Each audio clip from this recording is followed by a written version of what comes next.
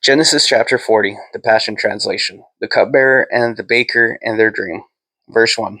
Sometime later, both Pharaoh's chief steward and chief baker deeply offended their master, the king of Egypt. Pharaoh was angry with his two officers, the chief steward and the chief baker. So he incarcerated them in the palace of Potiphar, captain of the guard, in the same prison where Joseph was bound. The captain of the guard placed them under Joseph's care, and they remained in custody for some time. Then one night they both dreamed, the steward and the baker, officials of the king of Egypt. They each had a prophetic dream with different interpretations. When Joseph came to them in the morning, he saw they looked miserable. So he asked Pharaoh's two officials who were under his custody, "What's wrong? Why the sad faces?" "We had dreams last night," they answered, "and we had no one to interpret them." And Joseph said to them, "God can interpret your dreams. Please tell them to me." So the chief steward shared his dream with Joseph first, and he said, "In my dream, I saw a vine with 3 branches in front of me. I watched as it budded and immediately blossomed, and its clusters ripened into grapes. I was holding Pharaoh's cup, so I took the grapes, squeezed them into his cup, and handed the cup to the king."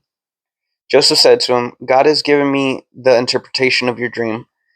The 3 branches are 3 days. In 3 days, Pharaoh will pardon you and restore you to your post.